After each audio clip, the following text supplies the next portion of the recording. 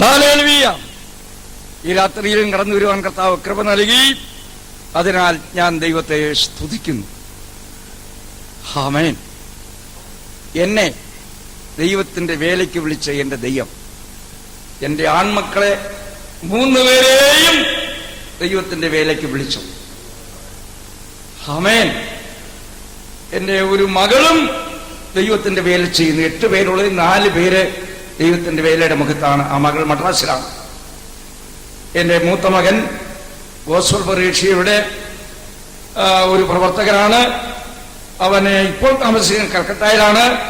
ചില നാളുകൾക്ക് മുമ്പ് വരെ ആസാമിൽ പാർത്തിരുന്നു. 212 വേലസ്ഥലം അവന്റെ കീഴിലുണ്ട്. 6 ബൈബിൾ സ്കൂൾ അവന്റെ ചുമതലയിലുണ്ട്. അവൻ 75-ൽ BTH എടുത്ത് ബാംഗ്ലൂരിൽ നിന്നും അതിനുശേഷം നാഗാലാൻഡ് മുതലായ പ്രദേശങ്ങളിലേക്ക് പോയി MAയും BDയും എഴുതി പാസ്സായി. അങ്ങനെ ഇരിക്കുമ്പോൾ അവനെ ആസാമിൽ KP ഒന്നാൻ സാറിന്റെ ഒരു ബൈബിൾ സ്കൂൾ തുടങ്ങാൻ ഇളയ മകനെ അയച്ചു. ആ ബന്ധത്തിൽ മൂത്ത മകനെയും അവൻ അതിനകത്താക്കി. എന്റെ ഇളയ മകനെ ഇപ്പോൾ നാഗപ്പൂരിലാണ് താമസിക്കുന്നത്. എന്നാൽ 1 മാസം മുമ്പ് വരെയും അവൻ വേറെ ഒരു സ്ഥലത്ത്, ആമേൻ, അത് മധ്യപ്രദേശത്താണ്, 400 വിദ്യാർത്ഥികളെ ബൈബിൾ പഠിപ്പിക്കുന്നവനാണ് എന്റെ ഇളയ മകൻ. കഴിഞ്ഞ ഡിസംബർ ഒടുവിൽ ഇളയ മകൻ വീട്ടിൽ വന്നു. അപ്പോൾ അവനോട് ചോദിച്ചു, നീ എന്താ ചെയ്യുന്നതെന്ന്. കഴിഞ്ഞ വർഷം 913 പേരെ മുക്കി സ്നാനപ്പെടുത്തിയിട്ടാണ് വീട്ടിൽ വന്നത്. ഇപ്പോൾ ഒരു ആക്സിഡന്റ് ഉണ്ടായി, അതുകൊണ്ട് നാഗപ്പൂരിലോട്ട് മാറ്റിയിരിക്കുകയാണ്. അവിടെ ദൈവം ചെയ്തൊരു അത്ഭുതം കൂടെ പറയട്ടെ, ദൈവത്തിന് സ്തോത്രം ചെയ്യാം. അവരെവിടെയോ രാത്രി പോയി പ്രസംഗിച്ചേച്ച് വാഹനത്തിൽ വരുമ്പോൾ ആൾപ്പാർപ്പില്ലാത്തൊരു സ്ഥലത്ത് ഒരു വലിയ ലാറി ഇടിച്ച് ആ വണ്ടി തകർന്നു. അവന്റെ സീറ്റിൽ ഇരുന്ന് 2 പേര് അന്നേരെ മരിച്ചു.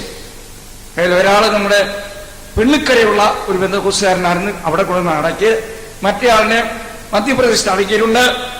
കൂടെ ആക്സിഡന്റ് ആയ ഒരാളിന്റെ ഓപ്പറേഷൻ 40,000 രൂപ ചെലവായി. എന്റെ മകന് അത്ര വലിയ ഓപ്പറേഷൻ ആയില്ലെങ്കിലും മുട്ടിന് മുകളിൽ എല്ല് 2 പൊട്ടി, ഒരിടം മുറിഞ്ഞു. എന്നാൽ അത് ജോയിന്റ് ആയിക്കൊണ്ടിരിക്കുന്നു.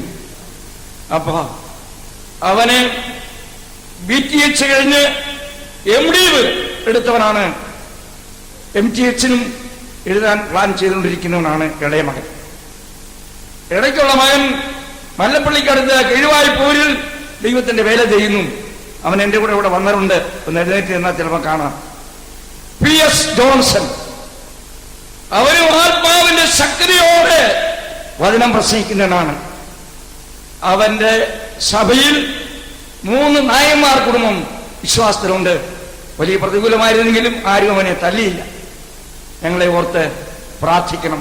ഞാൻ മാത്രമല്ല, എന്റെ മക്കളിൽ 4 പേർ ദൈവത്തിന്റെ വേലയിലാണ്.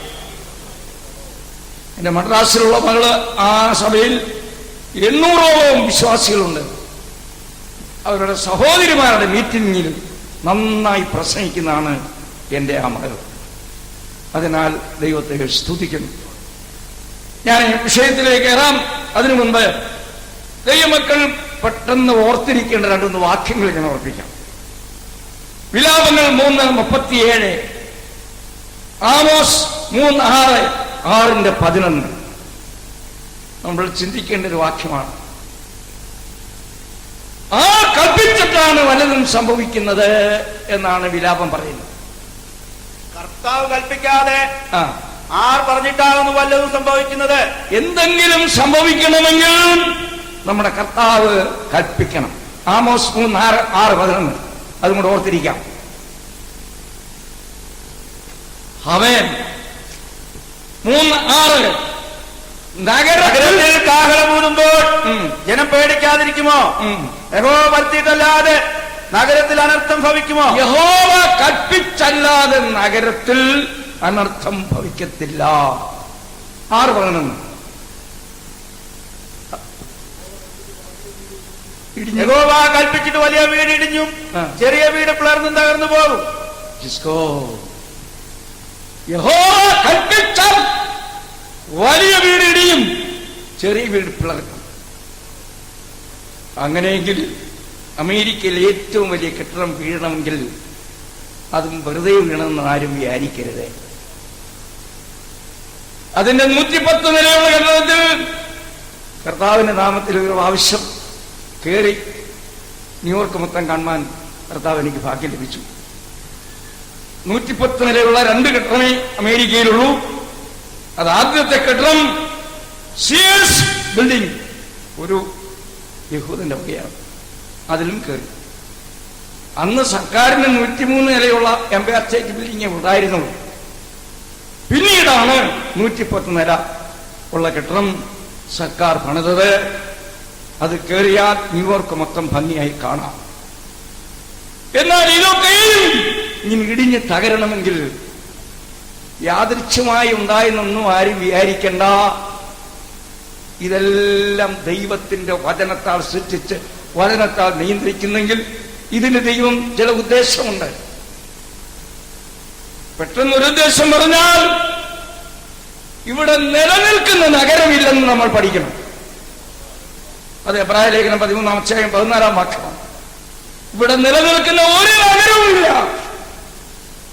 അതുകൊണ്ട് നമ്മളെന്താ ചെയ്യുന്നറിയാമോ? വരുവാനുള്ളതിനെ അന്വേഷിക്കുന്നവരാകുന്നു. ജിസ്കോ അങ്ങനെയെങ്കിലും ഒരു കാര്യം ചെയ്യണമെന്ന് അതിന്റെ 15-ാം വാക്യത്തിൽ എഴുതുന്നുണ്ട്.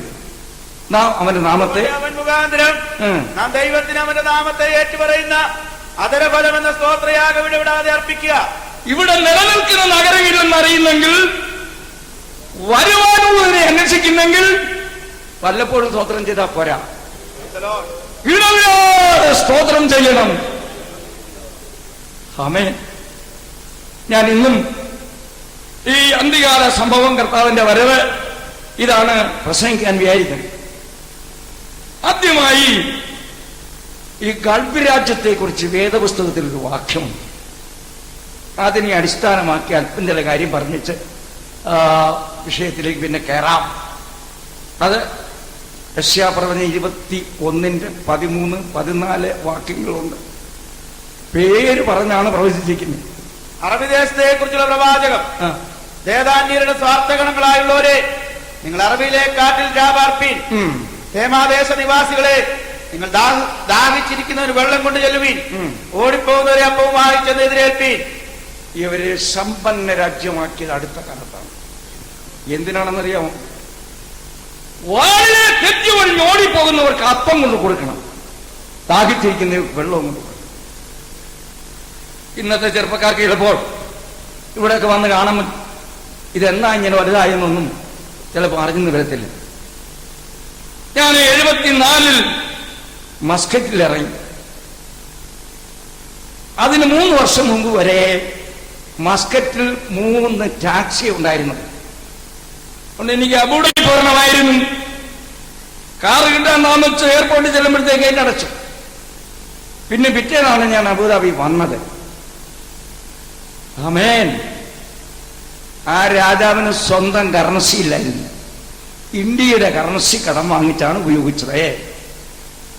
78 ഇറങ്ങി, കടലൊക്കെ നികത്തി, റോഡ് വെട്ടി, കാറ് വെള്ളം പോലെ ഒഴുകാൻ തുടങ്ങി. 81 ഇറങ്ങി. ചില സഹോദരന്മാരെ കാത്ത് ഒരു ജംഗ്ഷനിൽ നിൽക്കുകയായിരുന്നു. അപ്പോൾ കഴുതകൾ ഇങ്ങനെ കൂട്ടമായി പാഞ്ഞു വരുന്നു. എന്റെ അടുക്കൽ നിന്നവർ പരിചയപ്പെടുത്തിയത്, ഈ നാട്ടുകാരുടെ ട്രാൻസ്പോർട്ടാണ് ഈ വരുന്നത്. ഇപ്പം നാട്ടുകാർക്ക് വേണ്ട, എല്ലാവർക്കും കാറായി, അതുകൊണ്ട് കഴുതയൊക്കെ ഫ്രീ ആയി നടക്കുകയാണ്. ഇങ്ങനെ വളരെ വേഗം സമ്പന്ന രാജ്യമായി മാറിക്കൊണ്ടിരിക്കുകയാണ്. ഞാൻ 70 ഡോഹയിൽ പ്രസംഗിക്കാനാണ്. പിറ്റേന്ന് രാവിലെ നമ്മുടെ ഒരു സഹോദരൻ ഡോഹയൊക്കെ കൊണ്ട് കാണിക്കാൻ കാറുമായി പോയി. കടൽത്തീരത്തെത്തി കാർ പാർക്ക് ചെയ്തേച്ച് മണലിന് മുകളിൽ കൂടെ നടന്നപ്പോൾ എന്നെ പരിചയപ്പെടുത്തിയത്, ചുരുക്കം ചില വർഷങ്ങൾക്ക് മുമ്പ് വരെ കടലിൽ നിന്ന് പിടിക്കുന്ന മീൻ വിറകിന്റെ അഭാവം നിമിത്തം പൊള്ളുന്ന മണലിന്റെ മുകളിൽ വെച്ച് തിരിച്ചും മറിച്ചും ചുട്ട് പച്ചവെള്ളവും ഈത്തപ്പഴവും തിന്ന് ജീവിച്ചവരാണ് ഇന്ത്യക്കാർക്കൊക്കെ ഭീമമായ ശമ്പളം തരത്തക്ക നിലയിൽ വർദ്ധിക്കുന്നത്. ആമേൻ. ഈ രാജ്യങ്ങൾ പെട്ടെന്നിങ്ങനെ സമ്പന്ന രാജ്യമാകാൻ ഉള്ള കാരണമെന്ത്? നമ്മുടെ ഇന്ത്യക്കാർക്കൊക്കെ ജോലി കിട്ടണം, അതൊരു ഉദ്ദേശമായിരിക്കാം. എന്നാൽ പ്രധാന ഉദ്ദേശം അതല്ല. വാളിനെ പേടിച്ച്, കൊലച്ച വില്ലിനെയും അമ്മിനെയും പേടിച്ച്, യുദ്ധത്തെ പേടിച്ച് ഓടിപ്പോകുന്ന ഒരു കൂട്ടം ജനമുണ്ട്. അവർക്ക് ഭക്ഷണം കൊടുക്കണം. വല്ലതും ഉള്ളവനോടെ കൊടുക്കാൻ പറയാൻ ദൈവത്തിനും ഒരു ചന്തമുള്ളത്. ആമേൻ. യാക്കോബിന്റെ മക്കൾ ഓടിപ്പോകേണ്ടി വരും. അവർ ഇന്ത്യയിൽ വരത്തില്ല, അമേരിക്കയിലും പോകുകയില്ല. പിന്നെ എവിടെയായിരിക്കും? ദാനിയേൽ 11:41 അവർക്ക് വേണ്ടി 3 രാജ്യം ഒഴിച്ചിട്ടുണ്ട്. ഏദോമ്യരുടെയും മോവാബ്യരുടെയും അമ്മോന്യരുടെ നാശം അവന്റെ ദൃഷ്ടിയിൽപ്പെടാതെ ഒഴിഞ്ഞിരിക്കുന്നു. ഈ രാജ്യങ്ങൾ മനോഹരദേശത്തിലേക്ക് കടക്കും. 10,000 പേരിടറി വീഴും. എങ്കിലും ഏദോമും മോവാബും അമ്മോന്യ ശ്രേഷ്ഠന്മാരും അവന്റെ കയ്യിൽ നിന്ന് വഴുതിപ്പോവും. ആമേൻ, ആമേൻ. ഈ രാജ്യങ്ങളിലാണ് യാക്കോബിന്റെ സന്തതിയെ ദൈവം അന്നുകൊണ്ട് പാർപ്പിക്കുന്നത്. ഓടിപ്പോകുന്നു നമ്മുടെ യേശു തന്നെ പറഞ്ഞു. മത്തായി 24:15 ദാനിയേൽ പ്രവാചകൻ മുഖാന്തരം ദൈവം ചെയ്തതുപോലെ ശൂന്യമാക്കുന്ന മ്ലേച്ഛത വിശുദ്ധ സ്ഥലത്ത് നിൽക്കുന്നത് നിങ്ങൾ കാണുമ്പോൾ വായിക്കുന്നവൻ ചിന്തിച്ചു കൊള്ളട്ടെ. അന്ന് യഹൂദിയയിലുള്ളവർ മലകളിലേക്ക് ഓടിപ്പോകട്ടെ. വീട്ടിലിരിക്കുന്നവൻ വീട്ടിലുള്ളത് എടുക്കേണ്ടതിന് ഇറങ്ങരുത്. വയലുള്ളവൻ വസ്ത്രം എടുപ്പാൻ മടങ്ങി പോകരുത്. എവിടെ നിൽക്കുമ്പോൾ ഈ അറിവ് കിട്ടുന്ന അന്നേരെ ഓടിയേക്കണം. എവിടേക്കാണ്? ഏദോമ്യരുടെ നാട്ടിലേക്ക്, അമ്മോന്യരുടെ നാട്ടിലേക്ക്. ആമേൻ. ഇനിയും ഇവർ ഓടിപ്പോകേണ്ടി വരുന്നതിന് വെളിപ്പാട് 12-ാം അധ്യായം 13-ാം വാക്യം മുതൽ കീഴോട്ട് വായിച്ചാൽ നമുക്കതിന്റെ വിശദീകരണം ലഭിക്കും. അവിടെ ഇങ്ങനെയാണ്: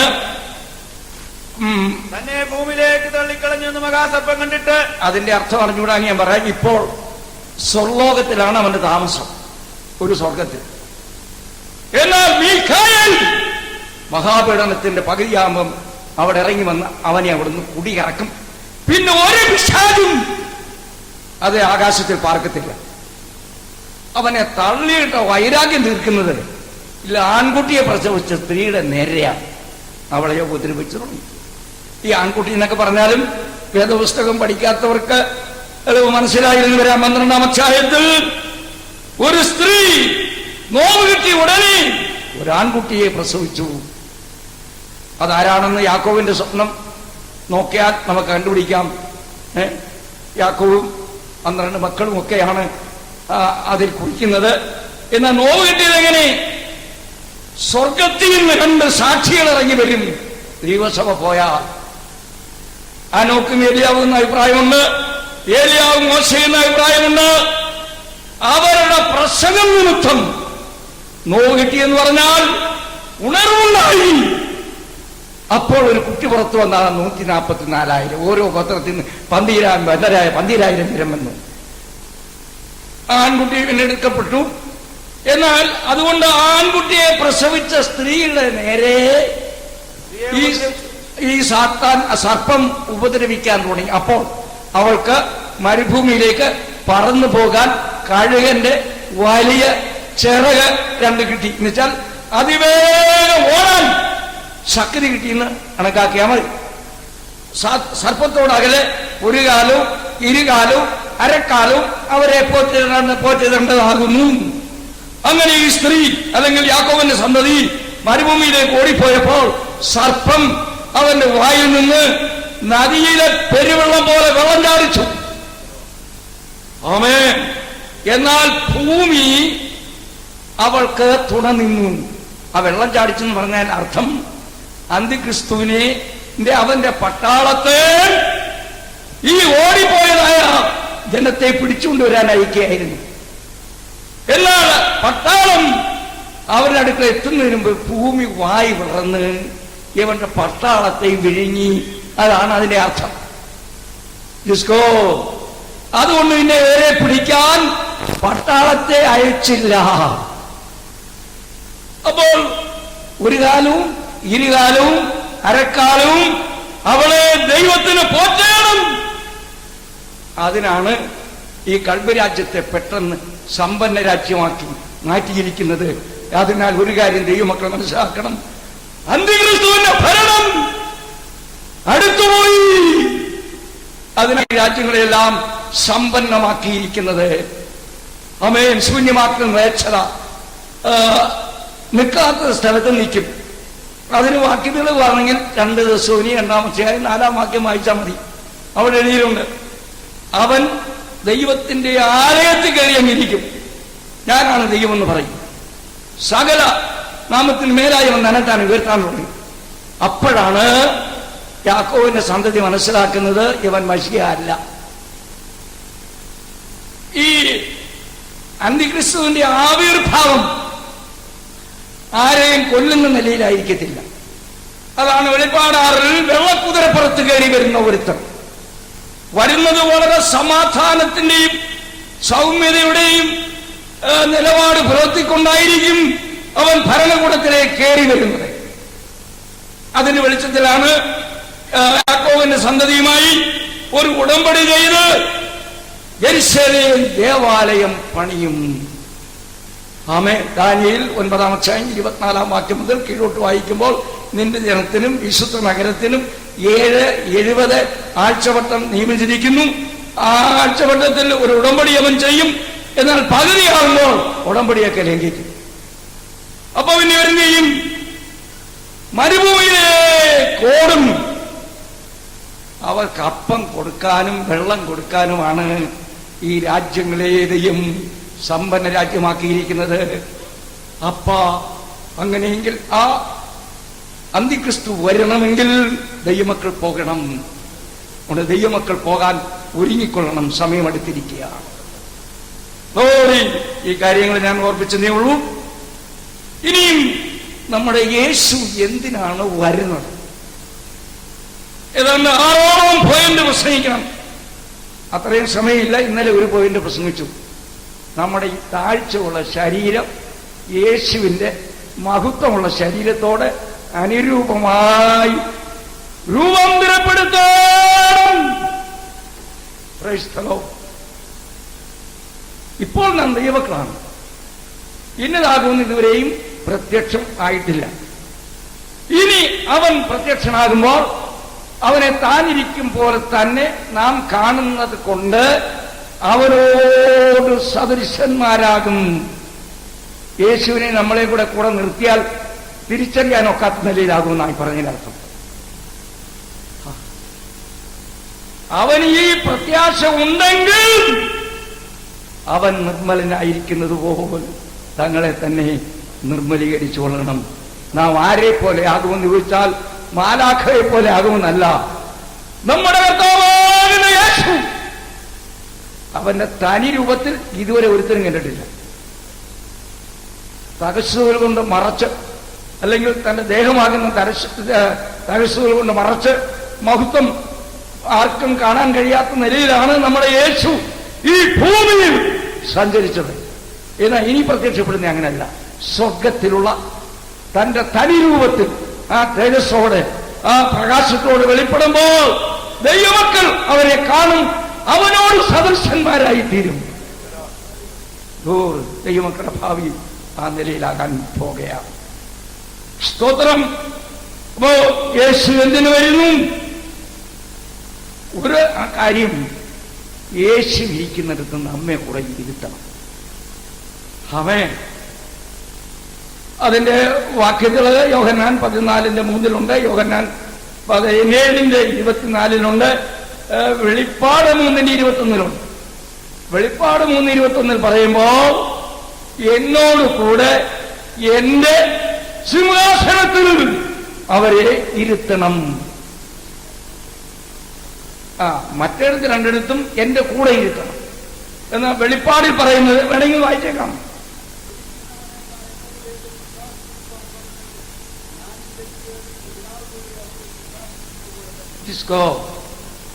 ഈ വാക്യം പഠിപ്പിക്കുകയോ പ്രസംഗിക്കുകയും ചെയ്യുമ്പോൾ ഞാൻ ഒരാശയം വെളിപ്പെടുത്താണ്. ആരെ സേവിച്ചാൽ സമത്വം കിട്ടും? ഇവിടുത്തെ ഏത് രാഷ്ട്രീയ പാർട്ടിയെ സേവിച്ചാലും സമത്വം കിട്ടത്തില്ല.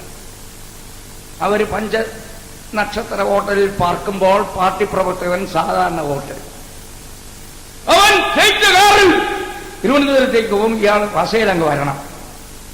സമത്വം ഒരിക്കലും കിട്ടത്തില്ല. എന്നാൽ യേശുവിനെ സേവിയിലെ ആമേൻ ജയാളികൾ യേശുവിന്റെ കൂടെ സിംഹാസനത്തിലിരിക്കും. ഇവിടെ ചുമട്ടുതൊഴിലാളിയായി നടന്ന പാവപ്പെട്ടവനും ജയാളിയായി തീർന്ന ഇരിക്കാൻ പോകുന്ന എന്റെ യേശുവിന്റെ കൂടെ സിംഹാസനത്തിലിരിക്കാം. അടുത്ത് പ്രതിഫലം തരുവാൻ മത്തായി 16:27 വാക്യം വായിച്ചാൽ ഇവിടെ കാണാൻ കഴിയും. ഞാൻ എന്റെ പിതാവിന്റെ മഹത്വത്തിൽ മനുഷ്യപുത്രന്റെ പിതാവിന്റെ മഹത്വത്തിൽ ദൂതന്മാരുമായി വരും. അപ്പോൾ അവൻ ഓരോരുത്തരും അവനവന്റെ പ്രവർത്തിക്ക് തക്കവണ്ണം പകരം നൽകും. യേശു എന്തിനാ വരുന്നത്? തന്റെ മക്കൾക്ക് പ്രതിഫലം കൊടുക്കുവാൻ. അത് എത്രത്തോളം? പ്രവർത്തിക്ക് തക്കതിന് വേണം. എന്റെ കൂടെ ചേർക്കാവുന്ന വാക്യമാണ് വെളിപ്പാട് 22:12. യെശയ്യാവ് 40:10, 62:11. യെശയ്യാവ് 40:10 വായിച്ചാൽ നമ്മുടെ യഹോവ ബലശാലിയായി വരുന്നു, കൂലി അവന്റെ പക്കലും പ്രതിഫലം അവന്റെ കയ്യിലുമുണ്ട് എന്ന് പറഞ്ഞാൽ ഒരു കൈ കൂലി, മറ്റേ കയ്യിൽ പ്രതിഫലം. ആരും ദൈവത്തെ വെറുതെ സേവിക്കേണ്ടി വരത്തില്ല. ദൈവത്തെ ഈ 20-ാം നൂറ്റാണ്ടിൽ അഷ്ടപകുതിക്ക് ശേഷം ഈ 21-ാം നൂറ്റാണ്ടിലേക്കും ഒക്കെ വന്നിരിക്കുന്ന ഈ കാലത്ത് പാർക്കുന്ന ദൈവമക്കൾക്ക് അറിയാൻ വയ്യാത്ത അനേക ഹിസ്റ്ററി അതിനു മുൻപുള്ള 19ാം നൂറ്റാണ്ടിലെ ചരിത്രത്തിലുണ്ട്. ഇന്ന് ബന്ധിഘോഷിപ്പെട്ടവരും വൻകിട പണക്കാരുണ്ട്, വൻകിട ബംഗ്ലാവിന്റെ ഉടമസ്ഥന്മാരുണ്ട്, 4-5 കാറുള്ളവരുണ്ട്, പല നിലയിൽ ഉന്നതരുണ്ട്. എന്നാൽ 19ാം നൂറ്റാണ്ടിലെ ക്രിസ്തീയ ചരിത്രം പഠിച്ചു നോക്കണം. ലോകം അവർക്ക് യോഗ്യമായിരുന്നില്ല. പ്രധാനമായി 312 വരെയും ഒരുത്തൻ ക്രിസ്ത്യാനിയായാൽ അവൻ സർക്കാരിന്റെ ഒരു പരസ്യം വായിച്ചിട്ട് വേണം ക്രിസ്ത്യാനിയാകാൻ. എന്തുവാ പരസ്യം? നീ ക്രിസ്ത്യാനിയായാൽ നിന്റെ മരണം വരെയും സർക്കാരിന്റെ സഹായം നിനക്ക് ലഭിക്കുന്നതല്ല. അതുകൊണ്ട് എവിടെ വെച്ചും തല്ലിക്കൊല്ലാം, വീടുകൾ പിടിച്ചെടുക്കാം. അപ്പൊ പിന്നെ ദൈവങ്ങൾ എന്ത് ചെയ്തു? സർക്കാരിന്റെ സഹായം ഇല്ലെങ്കിലും ഞങ്ങൾ കർത്താവിനെ സേവിക്കുമെന്ന് തീരുമാനിച്ചു. ഭൂമിയുടെ നിരത്തിൽ കൂടെ പോയാൽ വഴിയിൽ വെച്ച് തല്ലിക്കൊന്നു വരാം. അപ്പൊ പിന്നെ ഇവരെന്ത് ചെയ്തു? ഭൂമി വേണ്ടാന്ന് വെച്ചു. ഭൂഗർഭത്തിലേക്ക് ഇറങ്ങിപ്പോയി. അവിടെ മരച്ചീന് പോലും കിട്ടത്തില്ല. പിന്നെ അവരെങ്ങനെ ജീവിച്ചു? ആരും കാണാത്ത വഴി കൂടെ ഭൂമിയുടെ മോളി വന്ന് ഈ നാട്ടുകാർക്ക് പണിയെടുത്ത് കൊടുത്ത് കിട്ടുന്ന പൈസയും മേടിച്ചുകൊണ്ട് ആരും കാണാത്ത വഴിയിൽ കൂടെ ഭൂഗർഭത്തിൽ ഇറങ്ങിപ്പോയി. അല്പം ഭക്ഷണം മേടിച്ചോണ്ട് പോകും.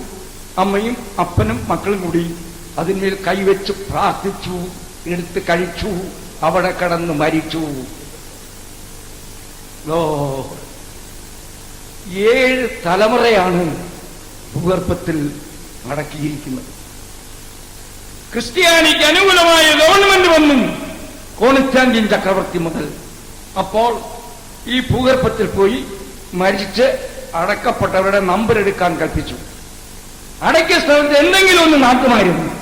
അതെണ്ണി എത്ര പേരെ അവിടെ അടക്കിയിരിക്കുന്ന അറിയാമോ? 40 ലക്ഷം ദൈവമക്കളെ അടക്കിയിരിക്കുന്ന ശവക്കോട്ട ഈ ഭൂഗർഭത്തിനകത്താണ്.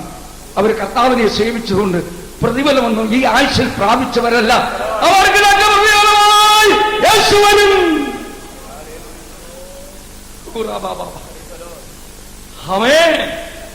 അങ്ങനെ ഇന്നും അടി കൊണ്ടിറങ്ങിയവരുണ്ട്. സ്തോത്രം. ഞാൻ ഹിന്ദുവായിരുന്നെങ്കിലും ക്രിസ്ത്യാനി ആയതുകൊണ്ട് എന്നെ ആരും തല്ലിയിട്ടില്ല. എന്നാൽ എന്റെ ഭാര്യയും നമ്മുടെ ജ്യേഷ്ഠത്തെയും 12 വയസ്സിലെ 8 വയസ്സിലൊക്കെ യേശുവിനെ സേവിക്കാൻ തുടങ്ങി. അടുത്തൊരു പെന്തിക്കോസ് പള്ളിയുണ്ട്. ഇതറിഞ്ഞപ്പോ മുതൽ അവിടെ പിതാവ് തല്ലാൻ തുടങ്ങി. യോഗ സ്ഥലത്ത് കയറി പോയി പിടിച്ചോണ്ട് വന്നതല്ലോ. അടുത്ത ഞായറാഴ്ച പോരെന്ന് പറയും. എന്നാൽ അവിടെ പിതാവിന് ഞായറാഴ്ച ജോലി ഉണ്ടായതുകൊണ്ട് അടുത്ത ഞായറാഴ്ചയും പോകും. വൈകുന്നേരം അടി കൊള്ളും.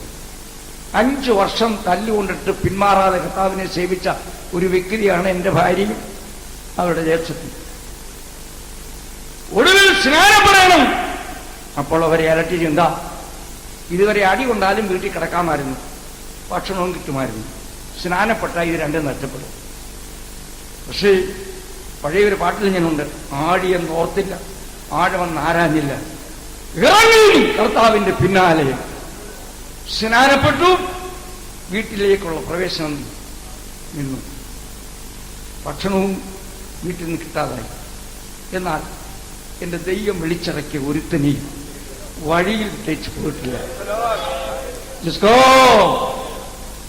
അങ്ങനെ വീട്ടുകാർ ഉപേക്ഷിച്ചു എന്നറിഞ്ഞപ്പോഴാണ് ഇളയ സഹോദരിയെ ഞാനും മൂത്ത സഹോദരിയെ പാസ്റ്റർ KM തോമസും നയാ പൈസ സ്ത്രീധനം വാങ്ങാതെ കല്യാണം കഴിച്ച ഉപദേശിമാരിൽ ഒരാളാണ് ഞാൻ. ആമേൻ. അതുകൊണ്ട് ഇതുവരെയും പട്ടിണി കിടക്കേണ്ടതൊന്നും വന്നിട്ടില്ല. ദൈവം ജീവിക്കുന്നു. കൂട്ടാറത് അവസ്ഥ. മുൻപോട്ടിറങ്ങാൻ മടിക്കുന്ന ആരെങ്കിലും ഉണ്ടെങ്കിൽ അവിടെ മൂത്ത ഏട്ടത്തിയുടെ കഥയും കൂടെ ഒന്ന് പറയട്ടെ. 3 പേരാണ് വീട്ടിലുള്ള സഹോദരിമാർ. 2 പേര് നല്ല വിശ്വാസികളാണ്. മൂത്ത സഹോദരി ഇതുവരെ സ്നാനപ്പെട്ടിട്ടില്ല. അവരുടെ അമ്മയും അപ്പനും ആരെ സേവിക്കുമോ അവരെ സേവിക്കത്തുള്ളൂ. എന്നാൽ ഉടുത്ത തുണിയും ബൈബിളുമായി വീട്ടിൽ നിന്ന് പുറത്താക്കപ്പെട്ട ഈ 2 സഹോദരിമാരെ ലോകത്തിൽ ദൈവം മാനിച്ച വിധം ഓർത്താൽ നല്ലൊരു പാഠം പഠിക്കാം. അതിലൊരു കാര്യം പറയാൻ സങ്കടമുണ്ട്. എന്റെ മൂത്ത ജ്യേഷ്ഠത്തിയുടെ ഒറ്റ മക്കൾ ഇതുവരെ ക്രിസ്തുവാസായിട്ടില്ല. കരുനാഗപ്പള്ളി നല്ല ഹൈസ്കൂളുണ്ട്, പാസ്സാകത്തില്ല. എന്നാൽ നേരെ മൂത്ത ജ്യേഷ്ഠത്തി KM തോമസ് എന്ന ആളിന്റെ മകള് കോട്ടയം ഗവൺമെന്റ് കോളേജിലെ ലെക്ചറാണ്. അവിടെ ഭർത്താവ് കേരളത്തിലെ വേൾഡ് മിഷന്റെ ചെയർമാനാണ്. അവന് 15,000 രൂപ ശമ്പളമാണ്. അവിടെ മൂത്ത മകൻ MA BD കഴിഞ്ഞു, മെയിൽ നഴ്സിംഗ് കഴിഞ്ഞു അമേരിക്കയിലെ ഒരു ആശുപത്രിയിൽ ജോലി ചെയ്യുമ്പോൾ പെന്തിക്കോസ്ത് ചർച്ചക്കാരായ വെള്ളക്കാര് അവനെ ഒരു മീറ്റിംഗിൽ വെച്ച് കണ്ട് അവനെ അവരുടെ മിഷണറിയായി പൊന്നിലൂർ അയച്ചിരിക്കുകയാണ്. ഒരു വെള്ളക്കാരന്റെ സാലറി അവനുണ്ട്. പ്രിയപ്പെട്ടവരെ, എൻ്റെ ഇളയ മകളും ഞങ്ങളെക്കുറിച്ച് പറയുന്നതിലത്ര താല്പര്യമില്ലെങ്കിലും ദൈവം ഉയർത്തി വിധം പറഞ്ഞാൽ എൻ്റെ ഇളയ മകൾ എക്കണോമിക്സ് എടുത്ത് BA കഴിഞ്ഞു. നാട്ടൻ കോളേജിൽ ചേർന്ന് കമ്പ്യൂട്ടർ പഠിച്ച് പരീക്ഷ എഴുതി പാസ്സായി. MAക്ക് പ്രൈവറ്റായി പഠിച്ചുകൊണ്ടിരിക്കുമ്പോഴാണ് ആലപ്പുഴ ഒരു നല്ല മാരേജ് വന്നയച്ചത്. അങ്ങനെ ഓരോരുത്തരും ദൈവത്തെ സേവിക്കുന്നതും സേവിക്കാത്തതും തമ്മിലുള്ള വ്യത്യാസം വീണ്ടും കാണാമെന്ന് പറഞ്ഞാൽ ഇപ്പോഴും കാണാം. ചില ആളുകൾ ഞാൻ ഇറങ്ങിയാൽ എന്റെ കാര്യം എന്താകുമെന്നുള്ള ചിന്തയിൽ പുറകോട്ട് മാറി നിൽക്കുന്ന ആരെങ്കിലും ഉണ്ടെങ്കിൽ ഇറങ്ങി വരെ ദൈവം അനുഗ്രഹിച്ച വിധമാണ് ഞാൻ ചൂണ്ടിക്കാണിച്ചതിന്. സ്തോത്രം. എന്നെ ആരും ക്രിസ്ത്യാനിയായിട്ട് തല്ലാതിരിക്കാനൊരു കാരണം, എന്റെ സ്ഥലത്തുള്ള സാമാന്യം സൗകര്യമുള്ള എന്റെ സ്വന്തക്കാരായിരിക്കുന്ന ഹിന്ദുക്കളെല്ലാം യേശുവിൽ വിശ്വസിക്കുന്നവരും നേരം വയ്യുമ്പോൾ വേദപുസ്തകം വായിക്കുന്നവരും യേശുവിനെ ആരാധിക്കുന്നവരുമാണ്. ആമേൻ. അതുകൊണ്ട് നാട്ടുകാരും എന്നെ തല്ലാൻ തയ്യാറാകട്ടെ. എന്നാൽ അവർ 2 കാര്യം എന്നോട് പറഞ്ഞു. നീ സ്നാനപ്പെടരുത്, നിന്റെ പേര് മാറരുത്. പക്ഷേ ഞാൻ മനുഷ്യന്റെ ആലോചനയേക്കാൾ കൂടുതൽ ദൈവത്തിന്റെ ആലോചന അംഗീകരിക്കുന്നതാണ്. ഞാൻ സ്നാനപ്പെടാൻ പോകുന്നറിഞ്ഞു. എന്റെ പെങ്ങളോട് അവരുടെ അമ്മായിയമ്മ, അതെന്റെ ഫാദറിന്റെ പെങ്ങളാണ്, അവരുടെ മോനാണ് എന്റെ പെങ്ങളെ കെട്ടിയിരിക്കും. എന്റെ പെങ്ങളെ വിളിച്ചു പറഞ്ഞു, നിന്റെ ആങ്ങളെ സ്നാനപ്പെടാൻ പോകുകയാണ്. സ്നാനപ്പെട്ടേച്ച് വന്നാൽ നമ്മുടെ വീട്ടിൽ പ്ലേറ്റിലൊന്നും അവന് ചോറ് കൊടുക്കരുത്, മൺചട്ടി മേടിച്ച് വെച്ചേക്കണം, അതിലേ ചോറ് കൊടുക്കാവുന്ന പറഞ്ഞു. ഇത് കേട്ടിട്ടാ ഞാൻ പോയി സ്നാനപ്പെട്ടത് എന്ന് ഞാൻ പറയട്ടെ. എന്റെ സ്വന്തക്കാരുടെ കണ്ണുകൊണ്ട് കാണാത്ത ഭക്ഷണം എന്നെ കൊണ്ട് കഴിപ്പിച്ച ദൈവമാണ് എന്റെ ദൈവം. അമേരിക്കയിൽ 5 പ്രാവശ്യം പ്രസംഗിച്ചിട്ടുണ്ട്. വെള്ളക്കാരുടെ ഭക്ഷണം വരെ കഴിച്ചിട്ടുണ്ട്. ഞാൻ എൻ്റെ സ്വന്തക്കാരെ പ്രസാദിപ്പിക്കാൻ നിന്നെങ്കിലോ ഇതൊന്നും സാധ്യമായിരുന്നു. അതുകൊണ്ട് ഇറങ്ങി ഞാൻ മുൻപോട്ട്. ദൈവം എന്നെ അനുഗ്രഹിക്കാവുന്നതിന്റെ പരമാവധി അനുഗ്രഹിച്ചു. ദൈവത്തെ സ്തുതിക്കുന്നു. ഇപ്പോൾ പാട്ടുപാടി സ്തോത്രം കഴിച്ചെടുക്കാൻ കൊള്ളാമെന്ന് തോന്നുന്നു. വീണ്ടും പ്രാർത്ഥനയോടെ ദൈവസേന ഇരിക്കാം. 1 തെസ്സലോനി 1-ാം അധ്യായം പകുതിക്ക് ശേഷമുള്ള വാക്യം വായിച്ചുകൊണ്ട് പ്രസംഗം തുടരാം. മരിച്ചവരുടെ നിന്നും ഉയർത്തെഴുന്നേൽപ്പിച്ച ദൈവത്തിന്റെ പുത്രനും, അവിടെ മുതൽ വേണേ വായിക്കാം. ഉണ്ടാവും. 1 തെസ്സലോനി 1-ാം അധ്യായം 9-ന്റെ പകുതിക്ക് ശേഷം. ഞങ്ങൾക്കും നിങ്ങളുടെ അടുക്കൽ, അത് വേണ്ടല്ലോ, ഞാൻ പറഞ്ഞത് മരിച്ചവരുടെ ഇടയിൽ നിന്ന് ഉയർപ്പിച്ച തന്റെ പുത്രനും വരുവാനുള്ള കോപത്തിൽ നിന്ന് നമ്മെ വിടുവിക്കുന്നവനുമായ യേശു സ്വർഗത്തിൽ നിന്ന് വരുന്നത് കാത്തിരിപ്പാനും. ആമേൻ. നിങ്ങൾ വിഗ്രഹങ്ങളെ വിട്ട് തെസ്സലോനിക്കർ എന്തിനു വേണ്ടി ക്രിസ്ത്യാനിയായി? മറുപടി, വരുവാനുള്ള കോപത്തിൽ നിന്ന് നമ്മൾ വിടുവിക്കുവാൻ വരുന്ന കർത്താവാകുന്ന യേശുവിന്റെ വരവ് കാത്തിരിക്കാൻ അവർ ക്രിസ്ത്യാനിയായി. ആ വാക്യത്തിന്റെ ആശയം, മഹോപദ്രവത്തിൽ കൂടി സഭ പോകത്തില്ല എന്നാണ്. വരുവാനുള്ള കോപം അത് മഹോദരമാണ്. എന്നാൽ ഞാൻ 51-ൽ പഠിപ്പിക്കാൻ കയറിയിട്ടും 91 മുതലാണ് പിള്ളേർ ചോദിക്കാൻ തുടങ്ങിയത്, സാറേ സഭ മഹോപദ്രവത്തിൽ കൂടെ പോകുമോ? അതുവരെ ആരും ചോദിച്ചിരുന്നില്ല. കാരണം 90 കഴിഞ്ഞപ്പോഴത്തേക്ക് സഭ മഹോദരത്തിൽ കൂടെ പോകുമെന്ന് എഴുതിയ പുസ്തകവും പഠിപ്പിക്കുന്ന ആളുകളും എഴുന്നേക്കാൻ തുടങ്ങി. എന്റെ മറുപടി, സഭ മഹോദരത്തിൽ കൂടെ പോകത്തില്ല. പിന്നെ എന്തിനാ അവരങ്ങനെ എഴുതിയത്? യേശുവിന്റെ മേഘപ്രത്യക്ഷതയിൽ എടുത്തു കൊള്ളപ്പെടുമെന്നുള്ള പ്രത്യാശ നഷ്ടപ്പെട്ട ഉപദേശി തന്റെയും തന്റെ ആളുകളുടെ ആശ്വാസത്തിന് വേണ്ടി എഴുതിയ പുസ്തകമാണ്.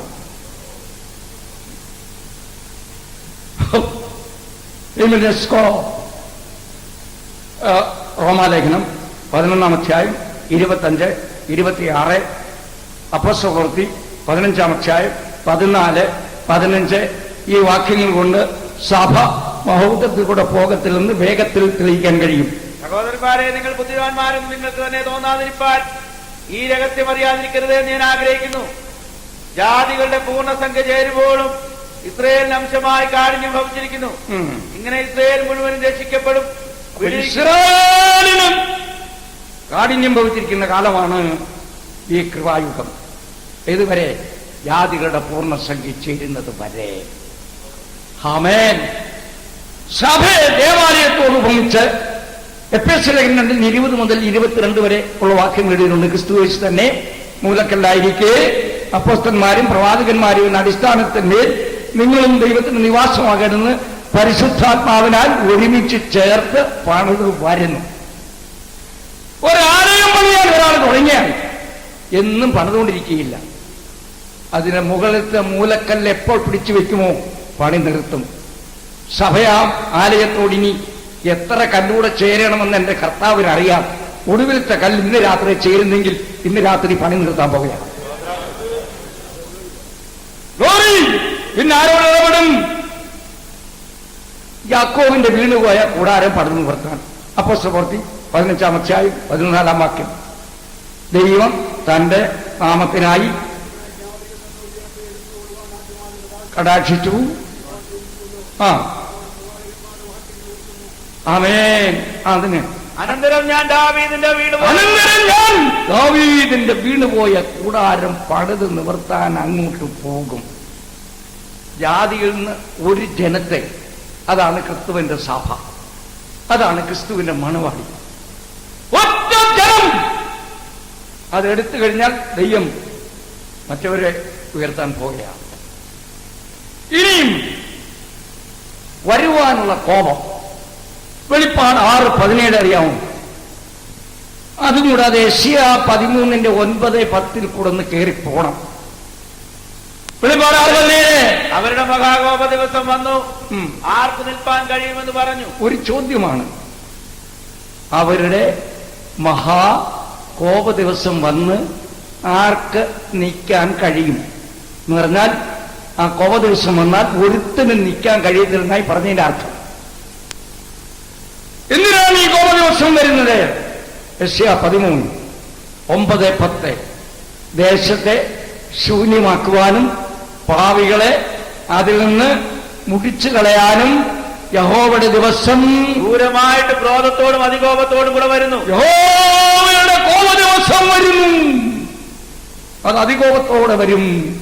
രണ്ട് കാര്യം ഇവിടെ നടക്കാൻ പോകുകയാണ്. ദൈവസഭ ഇവിടുന്ന് പോയാൽ എന്ത് സംഭവിക്കും? അതാണ് ഞാൻ പ്രസംഗിക്കുന്ന വിഷയം.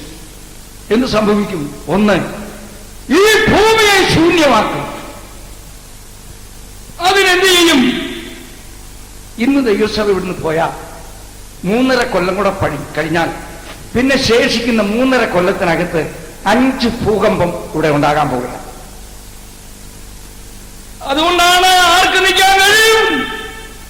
വാക്യത്തില് വെളിപ്പാട് 6, 12, 8, 5, 11, 13, 11, 19, 16, 17, 18 എല്ലാം വായിക്കാൻ നേരമില്ലാത്തതുകൊണ്ട് 16, 18 എന്ന് വായിച്ചാൽ ഒരു കാര്യം ഞാൻ വിശദീകരിക്കാം. മിന്നലും നാദവും ഇടിമുഴക്കവും വലിയ ഭൂകമ്പം ഉണ്ടായി. ഭൂമിയിൽ മനുഷ്യർ ഉണ്ടായത് മുതൽ അതുപോലെ അത്ര വലുതായൊരു ഭൂകമ്പം ഉണ്ടായിട്ടില്ല. ആമേൻ. ഇതുവരെയും ഉണ്ടായിട്ടുള്ളതിൽ വെച്ച് ഏറ്റവും വലിയ ഭൂകമ്പം ദൈവസഭ ഇവിടുന്ന് പോയ ശേഷം ഇവിടെ ഉണ്ടാകാൻ പോവുകയാണ്. കേറാച്ചുകൊട്ടേനും മറ്റേ വാക്യങ്ങളിൽ എല്ലാവർക്കും കിട്ടിയില്ലെങ്കിൽ 6:12, 8:5, 11:3, 11:19, 16, 17, 18 അതിൽ ഈ 16, 18 വായിച്ചത് ഒരു കാര്യം ബോധ്യപ്പെടുത്താനാണ്. ഇതുവരെ ഉണ്ടായിട്ടുള്ള ഭൂകമ്പം, അതിലേറ്റവും വലിയൊരു ഭൂകമ്പം ഇതാ അയക്കാൻ പോവുകയാണ്. ആമേൻ. ഇതിലുണ്ടായ ഭൂകമ്പത്തിൽ ഏറ്റവും വലുത് എന്നാണെന്ന് ഞാൻ പേപ്പറിൽ നിന്ന് വായിച്ചത് ഉദ്ധരിക്കാം. AD 1556 ചൈനയിൽ ഉണ്ടായ ഭൂകമ്പമാണ് മനുഷ്യ ചരിത്രത്തിൽ ഏറ്റവും വലിയ ഭൂകമ്പം. മരിച്ചവരുടെ എണ്ണം 7 ലക്ഷം. മനസ്സിലായോ? ഇത് ഞാൻ തെളിവ് പറഞ്ഞുകൊണ്ടാണ് പറയുന്നത്. 1993 ഒക്ടോബർ മാസം 1-ാം തീയതിയോ 2-ാം തീയതിയോ മഹാരാഷ്ട്ര സ്റ്റേറ്റിൽ ഭൂകമ്പം ഉണ്ടായത്. അതിന്റെ പിറ്റേന്നത്തെ മനോരമ പേപ്പറിൽ ഈ കണക്ക് ഭംഗിയായിട്ട് എഴുതിയിരുന്നു. ഞാൻ വായിച്ചു, ഒരു ഡയറി കുറിച്ചു. അതാണ് ഇപ്പോൾ ഉദ്ധരിച്ചത്. എന്നാൽ ദൈവസഭ പോയാൽ യേശുവിന്റെ മഹത്വ പ്രതിഷ്ഠയ്ക്ക് മുമ്പേ 7ാമത്തെ ക്രോധകലശം ഒഴിക്കുമ്പോൾ ഉണ്ടാകുന്ന ഭൂകമ്പം ഇതുവരെ ഉണ്ടായിട്ടുള്ള 7 ഭൂകമ്പത്തിൽ വെച്ച് ഏറ്റവും വലിയ ഭൂകമ്പമായിരിക്കും. അതിന്റെ പ്രത്യാഘാതങ്ങൾ അതിന്റെ താഴെ എഴുതിയിട്ടുണ്ട്. 2 കാര്യം. ഒന്ന്, ദ്വീപുകൾ പിന്നുണ്ടായിരിക്കത്തേ ഇല്ല. അങ്ങനെയാണെങ്കിൽ സിലോൺ പിന്നെ കാണത്തേ ഇല്ല. അങ്ങനെ എത്രയെല്ലാം ദ്വീപ്. ഈ രാജ്യങ്ങളിൽ ദ്വീപുണ്ടെങ്കിൽ പിന്നെ കാണത്തില്ല. ആമേൻ. പിന്നെ ഞങ്ങളെ ബാധിക്കുന്ന ഒരു പോയിന്റും അതിനെഴുതിയിട്ടുണ്ട്. മലകളും കാണാൻ ഇല്ല. അങ്ങനെയാണെങ്കിൽ പത്തനംതിട്ട, പത്തനാപുരം, കുളത്തൂപ്പുഴ, അറിയാമോ? അതൊന്നും പിന്നെ കാണേണ്ടി വരത്തില്ല. പ്രേഷ്ഠലോ ഈ ഗൾഫിലും ദ്വീപുണ്ടെങ്കിൽ അതോടെ തീരും. എനിക്കൊരിക്കൽ കുവൈറ്റിലേക്ക് പോകാനായിരുന്നു. Bahrain 30 mile ദൂരമുള്ളൂ. കടലുണ്ടായതുകൊണ്ട് പ്ലെയിനിലാണ് പോയി. ബഹറിന് കൊട്ടാറിൽ പോകണമായിരുന്നു. ദൂരം വരുന്നില്ലെങ്കിലും കടലുള്ളതുകൊണ്ട് പ്ലെയിനിലാണ് പോയത്. അതുകൊണ്ട്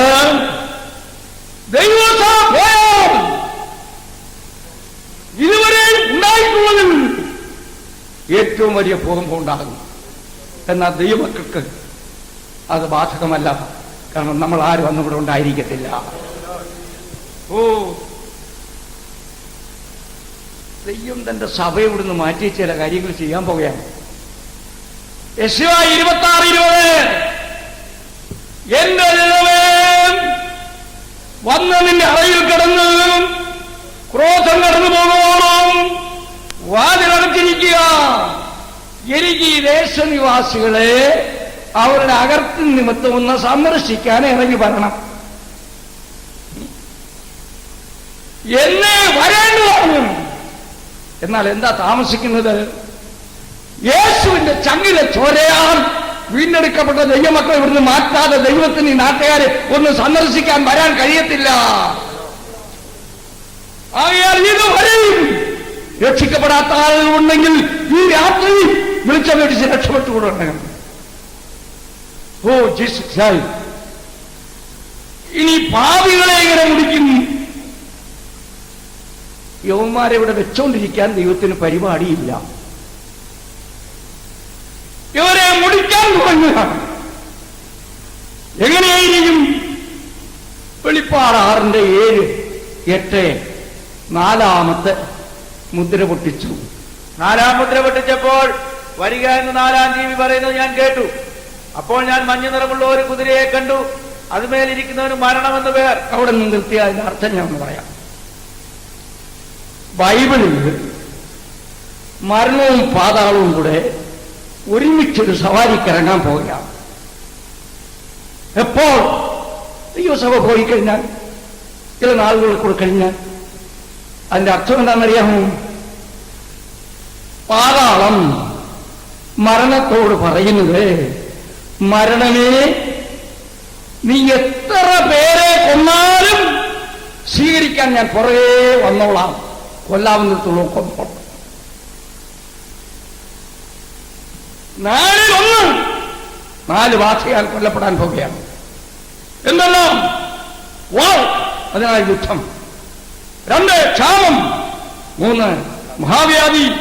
4 വന്യമൃഗ സംഹാരം. കേരളത്തിൽ ഫോറസ്റ്റിൽ കയറി ഒരു മൃഗത്തെയും വെടിവെക്കാൻ പാടില്ല. വന്യമൃഗ സംഹാര പദ്ധതി പാസാക്കിയിരിക്കുക. അസംബ്ലിയിൽ ആരോ അതിന്റെ പ്രമേയം അവതരിപ്പിച്ചു. വോട്ടിനിട്ടവും പാസ്സായി. എന്തിനാ സർക്കാരെ ഈ വന്യമൃഗ സംരക്ഷണ പദ്ധതി പാസ്സാക്കിയത്? അവർക്കും അറിഞ്ഞുകൂടാ. അങ്ങനെ വന്നുകൂടി. ദൈവത്തിന് ഈ വന്യമൃഗത്തിന്റെ എണ്ണം പെരുകാൻ ആവശ്യമുണ്ട്. കാരണം യേശുവിനെ വേണ്ടാത്തവനെ കടിച്ചു വീഴണം. അതിനാണ് ഈ മൃഗങ്ങളെ വളർത്തിയിരിക്കുന്നത്.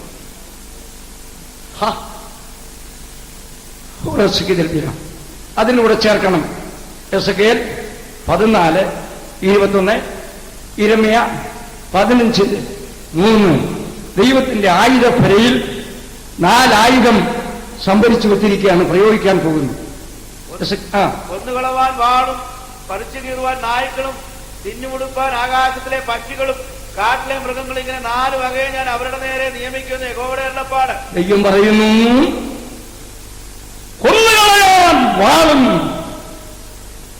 കടിച്ചു കീറാൻ നായ്ക്കളെയും, തിന്നുമുടിക്കാൻ പക്ഷികളെയും, പിന്നെ മൃഗങ്ങളെയും. നാട്ടിലൊക്കെ അൾസേഷൻ പട്ടിയെ വളർത്താത്ത ആളുകൾ വളരെ കുറവാണ്. പിള്ളേർക്ക് ചാപ്പാട് കൊടുക്കാനില്ലെങ്കിലും പട്ടിക്ക് ചാപ്പാട് കൊടുക്കാൻ പട്ടിയുടെ എണ്ണം ഇങ്ങനെ വർദ്ധിച്ചുകൊണ്ടിരിക്കും. എന്തിനാണെന്നറിയാമോ? 4ാമതിന് പട്ടിക്കുമ്പോൾ അമ്മച്ചയെ കടിച്ചു ഇറച്ചിയും കൊണ്ടില്ല, കടിച്ചും കീറും. അടുത്ത മോളി എന്നാ മോളെയും കടിച്ചു കീറും, അപ്പൻ ചെന്നാ അപ്പനെയും കടിച്ചു കീറും. എന്നാ വിശുദ്ധന്മാരെ കടിച്ചു കീറാൻ അവരെ ഇവിടെ കിട്ടത്തില്ല. നമ്മൾ സ്വർഗത്തിലായിരിക്കുന്നു. പട്ടിനെ കടിച്ചു കയറാതിരിക്കണമെങ്കിൽ ഇപ്പോഴെങ്കിലും യേശുവിനെ രക്ഷിതാവായി സ്വീകരിച്ച് യേശുവിന്റെ വരവിൽ എടുത്തുകൊള്ളപ്പെടാൻ ഒരുങ്ങിക്കൊള്ളയണം. ഇനി എസെക്കിയേൽ പറയുന്ന അത് ഇതുപോലത്തെ 4 ആയുധം. 14:21 മനുഷ്യപുത്ര, യഹോവയായ കർത്താവ് പ്രകാരം ചെയ്യുന്നു, ഞാൻ യെരൂശലേമിൽ മനുഷ്യരെയും മൃഗങ്ങളെയും ഛേദിച്ചു കളയേണ്ടതിന് വാൾ, ക്ഷാമം, ദുഷ്ടമൃഗം, മഹാമാരി എന്നിങ്ങനെ അനർത്ഥകരമായ ന്യായവിധികൾ 4 കൂടെ അയച്ചാലോ? 4 ആയുധം ദൈവത്തിന്റെ ആയുധപ്പരയിൽ സംഭരിച്ചിരിക്കുന്നു. ദൈവജനത്തെ സ്വർഗത്തിലേക്ക് മാറ്റിവെച്ചത് ഇത് 4 കൂടെ പ്രയോഗിക്കാൻ പോകുകയാണ്. ഇനിയും മനുഷ്യൻ പട്ടിണി വരുന്ന മരിക്കത്തക്ക ക്ഷാമം എങ്ങനെ ഉണ്ടാകും? അവിടെ ക്ഷാമത്താൽ ആളുകൾ കൊല്ലപ്പെടുന്ന രീതിയിലുണ്ട്. അതിന് ദൈവം ചെയ്യാൻ പോകുന്നത് ഇവിടെ തീമഴയായിരിക്കും. വെളിപ്പാട് 8:7 ഒന്നാമത്തെ ദൂതൻ ഊതി, അപ്പോൾ രക്തം കലർന്ന തീമഴ പെയ്തു. കേരളത്തിൽ ഇതിന് മുന്നോടിയാണ് ചുവന്ന മഴ പെയ്യാൻ തുടങ്ങി. ഞങ്ങളുടെ പൊന്നൂരിനടുത്തും കയറി പെയ്തു. ഇതൊക്കെ പെയ്ത് പേപ്പർ വാർത്ത കണ്ടപ്പോൾ ഞാൻ പറഞ്ഞു, തീമഴ പെയ്യാൻ പോകുന്നു. അതിന്റെ മുന്നറിയിപ്പാണിത്. അത് തന്നെയല്ല, കേരളത്തിൽ നിങ്ങളിവിടെ ആകുമ്പോൾ അറിയത്തില്ലെന്ന് തോന്നുന്നു, കിണർ താഴുന്നു. എന്താ കിണർ താഴുന്നത്? യേശയ്യാ 24:18 വായിച്ചാൽ വെളുപ്പം കിട്ടും. ഭൂമി കിറുകിറ കീറുന്നു, കിടകിട കിടുങ്ങുന്നു, കാവൽമാടമോട് ആടുന്നു, മത്തനെ പോലെ ചാഞ്ചാടുന്നു. ഭൂമി കിറുകിറ കീറിയാൽ ഏത് കിണറാ താഴാത്തത്? ഇതെല്ലാം ഒരു മുന്നറിയിപ്പ് തന്നുകൊണ്ട് ഇരിക്കുകയാണ്.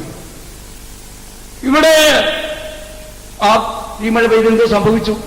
വെളിപ്പാട് 8:7 ഒന്നാമത്തവനൂതി, അപ്പോൾ രക്തം കലർന്ന കൽമഴയും തീയും ഭൂമിമേൽ തെളിഞ്ഞിട്ട് ഭൂമിയിൽ 1/3 വെന്തുപോയി, വൃക്ഷങ്ങളിൽ 1/3 വെന്തുപോയി, എല്ലാ പച്ചപ്പുല്ലും വെന്തുപോയി. ജീസസ്.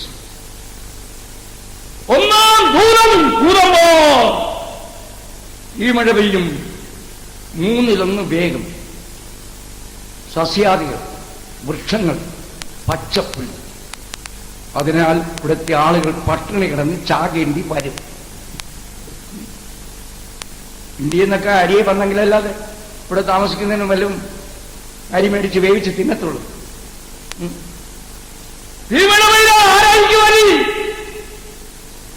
അതിന് യേശുവിനെ വേണ്ടാത്തവൻ പട്ടിണി കിടന്ന് ചാകത്തക്ക ഒരു സാഹചര്യം ഇവിടെ വരാൻ പോകുകയാണ്.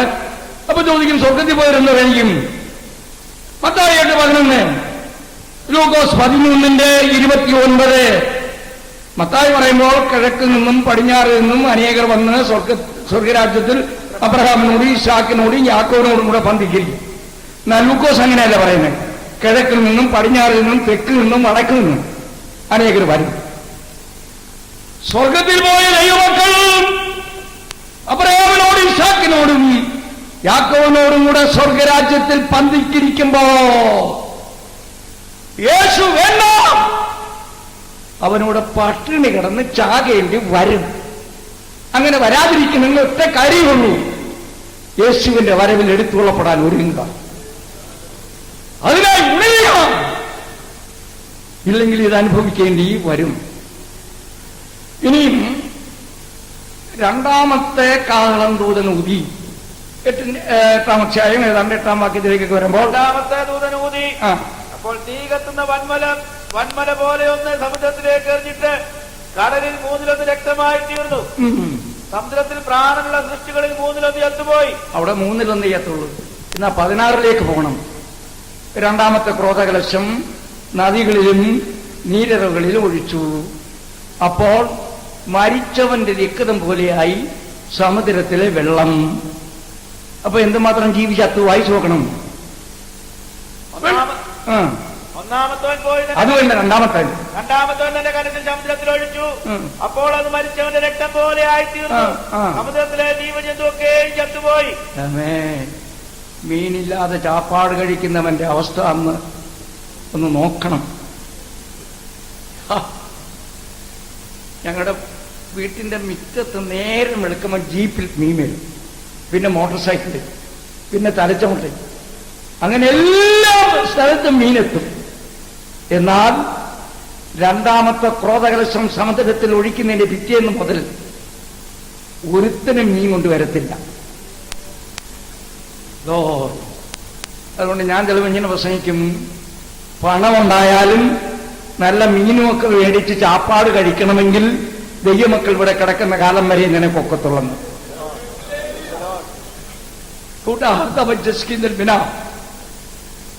അതിനൊരു ഉദാഹരണം പറഞ്ഞാൽ, നിലം വിതയ്ക്കുന്നവൻ വളമിടുന്നത് അവിടുത്തെ വിത്തിന് വേണ്ടിയാണ്. എന്നാൽ കള അതിന്റെ വളമെടുത്ത് വിത്തിനേക്കാൾ അരമുഴം ഉയരത്തിൽ കയറി വരുന്നു. അതുകൊണ്ട് ഈ ലോകത്തിലെ നന്മയൊക്കെ വാസ്തവത്തിൽ ദൈവം തന്റെ ജനത്തെ ഉദ്ദേശിച്ചാണ് നൽകിയിരിക്കുന്നത്. എന്നാൽ അതിന്റെ വെളിച്ചത്തിൽ ഇന്ന് അവരെക്കാൾ അരമുഴം കൂടെ പൊങ്ങിയിരിക്കുക. ദൈവജനം പോയി കഴിയുമ്പോഴാണ് കാര്യം മനസ്സിലാകുന്നത്. ഈ ലോകത്തിന്റെ നിലനിൽപ്പിന് ദൈവജനത്തിന്റെ സാന്നിധ്യം ആവശ്യമാണ്. അത് എവിടെ കൊണ്ട് തെളിയിക്കുന്നറിയാമോ? ദാനിയേൽ പ്രവചനം 2-ാം അധ്യായത്തിൽ നെബൂഖദ്നേസറിന്റെ ആ സ്വപ്നവും അതിന്റെ അർത്ഥവും പറയാൻ മന്ത്രവാദികളെയും ആഭിചാരകന്മാരെയും കൽദയരെയും വിദ്വാൻമാരെയും ഒക്കെ വരുത്തി. പക്ഷേ അവരോട് പറയുന്നത്, ഇത് പറഞ്ഞാൽ നിങ്ങൾക്ക് പ്രതിഫലം കിട്ടും, സമ്മാനം കിട്ടും, സ്ഥാനമാനം കിട്ടും, ഇല്ലെങ്കിലോ നിങ്ങളെ കഷണം കഷണമായി കാശിക്കും. എന്നാൽ അവരെ മുഴുവൻ കൊല്ലത്തക്കൊണ്ടും വിധി പ്രസ്താവിച്ചപ്പോ അവര് രക്ഷപ്പെടാൻ ഒറ്റ കാര്യം ദാനിയേൽ പറഞ്ഞു, അവരെ ആരെയും കൊല്ലണ്ട, എന്നെ അങ്ങോട്ട് കൊണ്ടുപോയാൽ മതി. അതിന്റെ അർത്ഥമാണ് ഞാൻ പറഞ്ഞത്. ദാനിയേൽ അവിടെ ഇല്ലായിരുന്നെങ്കിൽ മന്ത്രവാദികളുടെയും ആഭിചാരകന്റെയും കൽദയന്റെയും വിദ്വാന്റെയും കഥ ഒരുമിച്ച് കഴിയുമായിരുന്നു. അതുപോലെ ഈ ലോകം ന്യായവിധിക്കിരയാകാൻ താമസിക്കുന്നില്ലെന്ന് ചോദിച്ചാൽ ദൈവത്തിന്റെ ദാനിയേലന്മാർ, ദൈവത്തിന്റെ പ്രാർത്ഥനക്കാരായ വിശുദ്ധന്മാരിവിടെ ഉള്ളതുകൊണ്ടാണ് ലോകം ന്യായവിധിക്കിരയാകാതെ നീങ്ങിക്കൊണ്ടിരിക്കുന്നത്. ഇനിയും 3-ാമത്തെ ദൂതൻ കാഹളം ഊതി. വെളിപ്പാട് 8:10. അപ്പൊ 3-ാമത്തെ ക്രോധകലശത്തിനും കൂടെ വരണം. 3-ാമത്തെ ദൂതനൂതി. അപ്പോൾ ദീപം പോലെ ജലിക്കുന്ന ഒരു മഹാനക്ഷത്രം ആകാശത്തുനിന്ന് വീണു. നദികളിൽ 3-1 നീരുറകളിന്മേലുമായി ആയിരുന്നു വീണത്. ആ നക്ഷത്രത്തിന് കാഞ്ഞിരം എന്ന് പേർ. വെള്ളത്തിൽ 3-1 കാഞ്ഞിരം പോലെയായി. വെള്ളം കയ്പായതിനാൽ മനുഷ്യരിൽ പലരും മരിച്ചുപോയി. യിരെമ്യാ 9:15, 23:15. യിരെമ്യാവ് ഇത് കുറെ കൂടെ കടുപ്പം കൂട്ടിയാ പറയുന്നു. ഈ ജനത്തെ ഞാൻ കാഞ്ഞിരം കൊണ്ട് പോഷിപ്പിക്കും, നഞ്ചു വെള്ളം യവന്മാരെ കുടിപ്പിക്കും. പിന്നെ ഷാപ്പിൽ പോണ്ട, കുടിച്ചാൽ ഉടനെ തല കറങ്ങി വീഴത്തൊക്കെ. വെള്ളം പൈപ്പിൽ കൂടെ വരും, കിണറ്റിൽ കൂടെ വരും, നദിയിൽ പോയാലും അത് തന്നെയാണ്. ഈ ജനത്തെ ദൈവം നഞ്ചു വെള്ളം കുടിപ്പിക്കാൻ പ്ലാനിട്ടിരിക്കുകയാണ്. അപ്പൊ സ്വർഗത്തിൽ പോയിരുന്ന കുടിയും. വെളിപ്പാട് 7-ന്റെ ഒടുവിൽ സിംഹാസനത്തിന് മധ്യയുള്ള കുഞ്ഞാട് അവരെ മേയിച്ച് ജീവനീരവിലേക്ക് നടത്തും. സ്വർഗത്തിൽ പോയ ദൈവമക്കൾ ജീവനീരവിൽ നിന്ന് കുടിക്കുമ്പോൾ യേശു മതി, ഇവനെ നഞ്ചു വെള്ളം കുടിപ്പിക്കാൻ ദൈവം പരിപാടിയിട്ടിരിക്കുകയാണ്. അത് കുടിക്കാതിരിക്കണമെങ്കിൽ ഇപ്പോഴെങ്കിലും രക്ഷിക്കപ്പെടണം. ഇപ്പോഴെങ്കിലും യേശുവിന് വരവനായി ഒരുങ്ങണം. ഗൂഢാതവാസി. ഇനിയും അത് വെളിപ്പാട് 16-ലേക്ക് പോയാൽ 3-ാമത്തെ ദൂതൻ ക്രോധകലശം ഒഴിഞ്ഞു. 3-ാമത്തെ ദൂതൻ തന്റെ കലശം നദികളിലും നീരുറകളിൽ ഒഴിച്ചു, അവ രക്തമായി തീർന്നു. അപ്പോൾ ജലാധിപതിയായ ദൂതൻ ഇവണ്ണം പറയുന്നത് ഞാൻ കേട്ടു, ഇരിക്കുന്നവനും ഇരുന്നവനുമായി പരിശുദ്ധനായുള്ളവേ, നീ ഇങ്ങനെ ന്യായം വിധിച്ചതുകൊണ്ട് നീതിമാനാകുന്നു. വിശുദ്ധന്മാരുടെയും പ്രവാചകന്മാരുടെ രക്തം അവർ ചിന്തിച്ചതുകൊണ്ട് നീ അവർക്ക് രക്തം കുടിപ്പാൻ കൊടുത്തു. വിശുദ്ധന്മാരുടെയും പ്രവാചകന്മാരുടെയും രക്തം ചിന്തുന്ന ലോകമേ, നിന്നെ രക്തം കുടിപ്പിക്കാൻ ദൈവം പരിപാടിയിട്ടിരിക്കുകയാണ്.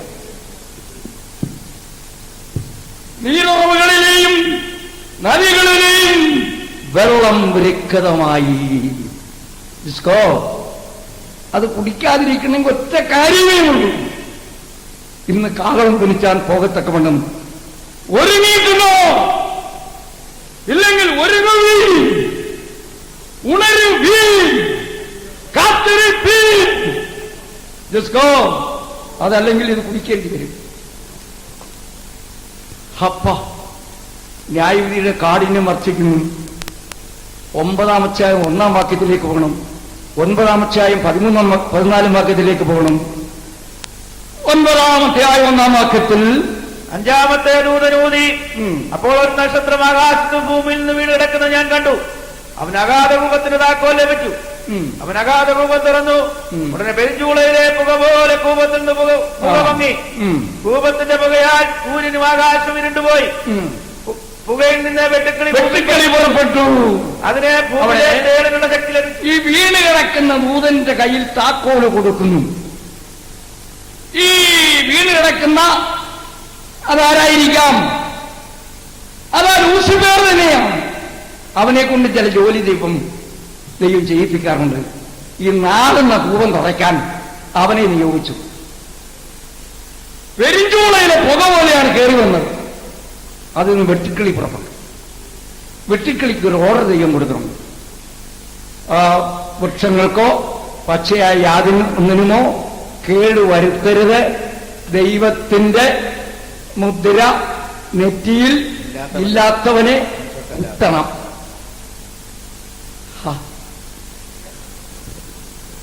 മുദ്ര ആർക്കേ ഉള്ളൂ? രൂപയിൽ ഗോത്രത്തിന് 12,000, ശാഖാ ഗോത്രത്തിന് 12,000, ഇങ്ങനെ ഓരോ ഗോത്രത്തിൽ നിന്നും 12,000 വീതം മുമ്പോട്ട് വന്നവരുടെ നെറ്റി മാത്രമേ ദൈവത്തിന്റെ മുദ്ര കാണൂ. പെന്തിക്കോസുകാരനല്ലത്. അവൻ അതുകൊണ്ട് കൈവിടപ്പെടുന്നവരിൽ പെന്തിക്കോസുകാരൻ ഉണ്ടായാൽ പോലും അവനും 5 മാസം ഈ കുത്തുകൊള്ളേണ്ടി വരും. കാരണം അവരുടെ ആരുടെയും നെറ്റിയിൽ മുദ്രയില്ല. ദൂതന്മാരാണ് മുദ്രയിട്ടിരിക്കുന്നത്. എന്നാൽ നമ്മെ മുദ്രയിട്ടിരിക്കുന്നത് ദൈവമാണ്. അത് നെറ്റിയിലല്ല, പരിശുദ്ധാത്മാവനാൽ നമ്മുടെ ഹൃദയത്തിലാണ് മുദ്രയിട്ടിരിക്കുന്നത്. ഊറാസക്കത്തിൽ പിന്നെ കാര്യങ്ങൾ ഇങ്ങനെ ഇങ്ങോട്ട് പോകും. അവിടെ കീഴോട്ട് വായിച്ചു വരുമ്പോൾ ഇതിന്റെ കുത്തുകൊള്ളുമ്പോൾ മരിക്കാൻ ആളുകൾ കൊതിക്കും. ആ കാലത്ത് മനുഷ്യർ മരണം ആശ്വേഷിക്കും. കാണുകയില്ലതാനും മരിപ്പാൻ കൊതിക്കും. മരണം അവരെ വിട്ട് ഓടിപ്പോകും. ആമേൻ എന്ന് പറഞ്ഞാൽ ഇത് വലിയ പ്രശ്നം നേരിട്ട അപ്പനും അമ്മയും മക്കളും കൂടെ വിഷം കുടിച്ചാവും. അന്ന് വിഷം കുടിച്ചാൽ അമ്മയും അപ്പനും മക്കളും കൂടെ 5 മാസം അവിടെ കിടക്കണം. 5 മാസം കഴിഞ്ഞെങ്കിൽ മരണം ഉണ്ടാവും. ഇനി കയറെടുത്തോണ്ട് തൂങ്ങിയാലോ 5 മാസം അവിടെ കിടക്കണം. പിന്നെ ആൾ ചാകത്തും. ജസ്കോ ന്യായവിധിയുടെ കാഠിന്യം വർദ്ധിച്ചു വരുന്നു. പ്രിയപ്പെട്ടവരെ, ആമേൻ. സമാധാനത്തിന്റെ പ്രഭു ഹൃദയത്തിൽ വസിക്കുന്ന ദൈവമക്കൾ ഒരിക്കലും ആത്മഹത്യ ചെയ്യേണ്ടി വരത്തില്ല. ഈ പീഡയിൽ കൂടെ പോകേണ്ടി വരികയില്ല. കർത്താവിന്റെ വരവിൽ എടുത്തുകൊള്ളപ്പെടാത്തവനല്ല ഇതിന്റെ കുത്തുകൊള്ളേണ്ടി. ആരെടുത്തുകൊള്ളപ്പെടും? അനേക പോയിന്റ് പ്രശ്നിക്കാനുണ്ട്. ലൂക്കോസ് 21-36 വാക്യം വായിച്ചാൽ അതിന്റെ ഇംഗ്ലീഷ് കൊടുത്തിട്ടുണ്ട്. ആരാ എടുത്തുകൊള്ളപ്പെടുന്നത്? മനുഷ്യപുത്രന്റെ മുമ്പിൽ നിൽപ്പാൻ പ്രാപ്തരാകേണ്ടതിന് എന്നേ മലയാളത്തിലുള്ളൂ. ഇംഗ്ലീഷിൽ അവിടെ എഴുതിയിരിക്കുന്ന വർത്തി എന്ന പദമാണ്, യോഗ്യൻ എന്നാണ്. 1-15 വർത്തി. അതുകൊണ്ട് എടുത്തുകൊള്ളപ്പെടും. എന്റെ മറുപടി, എടുത്തുകൊള്ളപ്പെടാൻ ആവശ്യമായി യോഗ്യത ആർക്കൊണ്ട്? അവൻ എടുത്തുകൊള്ളപ്പെടും. മിലിറ്ററി ഓഫീസ് വലിയ സിറ്റിയിലൊക്കെ വന്ന് ഏതെങ്കിലും കെട്ടിടത്തിൽ വാടകയ്ക്ക് വാർത്തുകൊണ്ട് ഇപ്രകാരം വിളിച്ചു പറയും, മിലിറ്ററി ആളിനെ റിക്രൂട്ട് ചെയ്യാൻ ഞാൻ വന്നിരിക്കുകയാണ്. 5.5 അടി ഉയരം, 35 ഇഞ്ച് ചുറ്റളവ്, 110 റാത്തൽ തൂക്കം, SSLC പാസ്സായവർക്ക് വരാം. ഒരു 4-ാം ക്ലാസ്സുകാരനും ചെന്നാൽ എവിടെ വരെ ചെല്ലും? സെക്യൂരിറ്റി പോലീസ് നിൽക്കുന്നവരെ ചെല്ലും. 3.25 അടി ഉയരമുള്ളവനും ഞാനും പോവുക, എവിടെ വരെ ചെല്ലും? ഗേറ്റിന്റെ അടുക്ക് വരെ ചെല്ലും.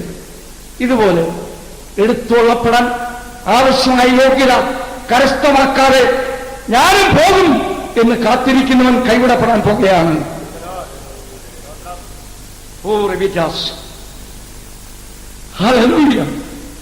ഇനി അടുത്തത് 2 കാഹളം കൂടെ പറഞ്ഞു ഞാൻ നിർത്താം.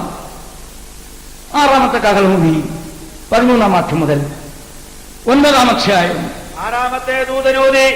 ഇപ്പോൾ ദൈവസന്നിധിയിലെ സ്വർണ്ണപീഠത്തിന്റെ കൊമ്പുകളിൽ നിന്നൊരു ശബ്ദം കാഹളമുള്ള 6-ാം ദൂതനോട് യൂഫ്രട്ടീസ് എന്ന മഹാനദീ തീരത്ത് ബന്ധിച്ചിരിക്കുന്നു. ലൂസിഫേറിന്റെ കൂടെ വീണതിൽ 4 പേരെ ഇറാഖിൽ കൂടെ ഒഴുകുന്ന ആ നദിയുടെ തീരത്ത് അന്ന് കെട്ടിയിട്ടിരിക്കുകയാണ്. 6-ാമത്തെ കാഹളം ഊതുമ്പോൾ അവന്മാരെ 4 പേരെയും അഴിച്ചുവിടാൻ ഓർഡർ അഴിച്ചുവിട്ടാൽ ഉടനെ ഇന്ന മാസം മനുഷ്യരിൽ 3-1 കൊല്ലുവാൻ ഇന്ന ആണ്ട് മാസം ദിവസം നാഴികയ്ക്ക് ഒരുങ്ങിയിരിക്കുന്ന 4 ദൂതന്മാരെയും അഴിച്ചുവിട്ടു. കുതിരപ്പടയുടെ സംഖ്യ 10,000 മടങ്ങ് 20,000 എന്ന് ഞാൻ കേട്ടു. അത് 10,000 മടങ്ങ് 20,000. വേറെ ചില ബൈബിളിൽ എഴുതിയിട്ടുണ്ട് 20 കോടി. ആമേൻ. 20 കോടി പടയാളികളുള്ള ഗവൺമെന്റ് ഇല്ല. 20 കോടിയൊന്നും ഒരു ഗവൺമെന്റിന് പോറ്റിപ്പുറത്താൻ ഒക്കത്തില്ല. എന്നാൽ യൂഫ്രട്ടീസ് നദിയുടെ തീരത്ത് കെട്ടിയിട്ടിരിക്കുന്ന ഇവരെ അഴിച്ചുവിട്ടാൽ ഉടനെ മനുഷ്യനെ കൊല്ലാൻ 20 കോടി കുതിരപ്പട, അത് അമാനുഷ്യ ജീവിയാണ്, അത് പതുക്കെ ഇറങ്ങി വരാൻ പോകുകയാണ്. ഒറ്റ നാളുകൊണ്ട് 3-ലും ആളുകളെ കൊല്ലും. അതിന്റെ ഏതാണ്ട് 17-ാം വാക്യത്തിൽ എങ്ങനെയാ അത് കൊല്ലുന്നത്? ഞാൻ കുതിരകളെയും കുതിരപ്പുറത്തിരിക്കുന്നവരെയും ദർശനത്തിൽ കണ്ടത് എങ്ങനെയെന്നാൽ അവർക്ക് തീനിറവും രക്തനീലവും ഗന്ധകവർണ്ണവുമായ കവചമുണ്ടായിരുന്നു. അടുത്ത് കുതിരകളുടെ തല സിംഹങ്ങളുടെ തല പോലെയായിരുന്നു. വായിൽ നിന്ന് തീയും പുകയും ഗന്ധകവും പുറപ്പെട്ടു. മനുഷ്യനെ കൊല്ലുന്ന വിധം: 1 തീ, 2 ഗന്ധകം, പിന്നെ ഇത്രയോ. വായിൽ നിന്ന് പുറപ്പെടുന്ന തീ, പുക, ഗന്ധകം എന്നീ 3 ബാധയാൽ മനുഷ്യരിൽ 3-1 മരിച്ചുപോയി. ഈ 20 കോടി കുതിരപ്പടയുടെ വായുധങ്ങൾ പുറപ്പെടുന്ന തീയാലാണ് ആളുകൾ കൊല്ലപ്പെടാൻ പോകും. ഈ 4 ദൂതന്മാരെ ജനറൽ കമാൻഡർമാരായി കണക്കാക്കിയാൽ ഒരു ജനറൽ കമാൻഡറിന് 5 കോടി പട്ടാളം. അതുകൊണ്ട് 5 കോടി 4 പേരുടെയും ഓർഡർ അനുസരിച്ച് മനുഷ്യനെ കൊല്ലാൻ ഇറങ്ങുമ്പോ ഒറ്റ നാഴി കൊണ്ട് 3-1 ചാകും. 300 കോടി ആളുകളാണ് കൈപ്പെടപ്പെടുന്നെങ്കിൽ ഈ ബാധയോടുകൂടി 100 കോടി പോകും. ഒരു ദൂതൻ 5 പേരെ വീതം കൊന്നാൽ മതി. ഇതിവിടെ ഒരു പാഷന് വേണ്ടി എഴുതി വെച്ചിരിക്കുകയല്ല. അക്ഷരീയമായി ഇവിടെ നാളുകൾ കൊല്ലപ്പെടാൻ പോവുകയാണ്. ൂറാശിക്കുന്ന അതിനിരയാകാതിരിക്കണമെങ്കിൽ യേശു വരുമ്പോൾ പോകാൻ ഒരുങ്ങിയിട്ടുണ്ടോ? ഇല്ലെങ്കിൽ ഇപ്പോൾ വരിക. ഇതിനൊരു ദൃഷ്ടാന്തമാണ് പുറപ്പാട് പുസ്തകം 12-ാം അധ്യായം. മിസ്രയീമിൽ നിന്ന് പുറപ്പെടുന്ന ആളുകൾ കാലിൽ ചെരുപ്പിട്ടു, കയ്യിൽ വടി പിടിച്ചു, അരയും മുറുക്കി പെസഹക്കുഞ്ഞാടിന്റെ മാംസം തീയിൽ തൊട്ട് കപ്പിച്ചീരയും ചേർത്ത് തിന്നുകൊണ്ടിരുന്നപ്പോൾ പഴയ നിയമത്തിന്റെ മധ്യസ്ഥനായ മോശ പറഞ്ഞു, പുറപ്പെടുവീൻ, ഒന്നും എടുക്കാൻ പോണ്ട, റെഡിയായിരിക്കുക. ഇതുപോലെ കാകളൻ കാത് കേൾക്കാത്ത താമസമേ ഉള്ളൂ പോകത്തക്കവണ്ണം അത് തയ്യാറായിരിക്കുന്ന ദൈവമക്കൾ ഇവിടുന്ന് പോകാൻ പോകുകയാണ്. അവരെ അവിടുന്ന് പുറപ്പെടുവിച്ചത് പഴയ നിയമത്തിന്റെ മധ്യസ്ഥനായ മോശയാണെങ്കിൽ നമ്മളെ അവിടുന്ന് പുറപ്പെടുവിക്കാൻ പോകുന്നത് പുതിയതും രണ്ടാമത്തതുമായ നിയമത്തിന്റെ മധ്യസ്ഥനായ നമ്മുടെ കർത്താവാകുന്ന യേശു മധ്യാകാശത്തിൽ വന്നു നിന്നുകൊണ്ട് ഇപ്രകാരം വിളിക്കും, ഇവിടെ കയറി വരുവീൻ. അപ്പോൾ എല്ലാം റെഡി ആയിരിക്കുന്നെങ്കിൽ പോകാം. എന്തെങ്കിലും കൂടി ഇനി എടുക്കാനുണ്ടെങ്കിൽ എടുത്തുകൊണ്ട് വരാനുള്ള നേരം കിട്ടത്തില്ലെന്നുള്ള കാര്യമായി ഇതിൽക്കൂടൊക്കെ സ്ഥാപിക്കുന്നു. ഏത് നിമിഷവും ആമേൻ റെഡിയായിരിക്കുക. അവർ മാത്രമേ ഇവിടുന്ന് പോകത്തുള്ളൂ. ഇടപാടുകളെല്ലാം തീർത്ത് ശുദ്ധീകരണമെല്ലാം പ്രാപിച്ച്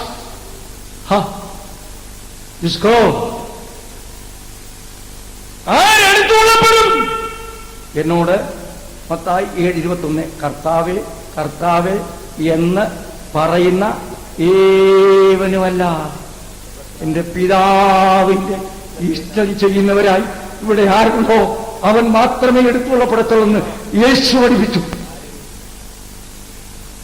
ഇനി 7-ാമത്തെ ദൂതൻ കൂടെ കാഹളം ഊതും. അപ്പോൾ ഒരു സംഭവം നടക്കാൻ പോകുകയാണ്. ഏഴാമത്തെ ദൂതൻ കാഹളമായ ഊതിയപ്പോൾ ലോകരാജത്വം നമ്മുടെ കർത്താവിനും അവന്റെ ക്രിസ്തുവിനുമായി തീർന്നിരിക്കുന്നു. ആമേൻ. യേശു രാജത്വമേക്കാൻ പോയിരിക്കുകയാണ്. എപ്പോഴേക്കുമെന്ന് ചോദിച്ചാൽ ഏഴാമത്തെ ദൂതൻ കാഹളം ഊതിയാൽ ഉടൻ ഒരു വിളംബരം പരസ്യപ്പെടുത്തും. ലോകരാജത്വം ക്രിസ്തുവിനും നമ്മുടെ കർത്താവിനുമായിരിക്കും. കൂടാതെ അപ്പോഴാണ് ദൈവമക്കൾ ഇതുവരെ പറഞ്ഞിട്ടുള്ളതിൽ വെച്ച് ശക്തിയേറിയ ഹല്ലേലൂയ പറയുന്നു. വെളിപ്പാട് 19-ാം അധ്യായത്തിന്റെ 5, 6 വാക്യം വായിക്കുമ്പോൾ നമുക്കിങ്ങനെ വായിക്കാൻ കഴിയും. ഞാൻ കേട്ടത് തകർത്ത ഇടിമുഴക്കം പോലെയും പെരുവെള്ളത്തിന്റെ ഇരച്ചിൽ പോലെയും വലിയ വൃക്ഷാരത്തിന്റെ ഘോഷപ്പോലെയും. ഹല്ലേലൂയ! ഇത്ര ശക്തിയുള്ള ഹല്ലേലൂയ പറയാൻ കാരണം എന്താ? അതിന്റെ അടുത്ത വാക്യത്തിൽ എഴുതുന്നുണ്ട്, നമ്മുടെ കർത്താവ് രാജത്വമേറ്റു എന്ന് പറഞ്ഞാൽ തന്റെ മണവാട്ടി നോക്കിയിരിക്കുമ്പോൾ പിതാവാൻ ദൈവം അനേകായിരം രാജമുടിയുള്ള കിരീടം നമ്മുടെ മണവാളന്റെ ശിരസിലോട്ട് വെച്ച് രാജാവായി പട്ടാഭിഷേകം ചെയ്യുമ്പോ അവന്റെ മക്കൾ അടങ്ങിയിരിക്കത്തില്ല. സ്വർഗ്ഗം ഇളകത്തൊക്കെ ഹല്ലേലൂയ പറയാൻ പോകുകയാണ്. ഒരു MLA ജയിച്ചെങ്കിൽ ഉള്ള കഥനാമുടി മുഴുവൻ പൊട്ടിക്കാമെങ്കിൽ, ഉള്ള പൂമാല മുഴുവൻ അവന്റെ കഴുത്തെ വാരി ഇടാമെങ്കിൽ അതിനെന്തോ ഗ്യാരണ്ടി ഒന്നുമില്ല. അവിശ്വാസ പ്രമേയം പാസ്സായാൽ ഇയാൾ XMLA ആയി. എങ്ങനെ ഗ്യാരണ്ടി ഇല്ലാത്ത ഒരു സ്ഥാനം കിട്ടിയപ്പോൾ നാട്ടുകാരൊക്കെ ഇളകിയെങ്കിൽ, വലിയ ശബ്ദം പുറപ്പെടുവിച്ചെങ്കിൽ,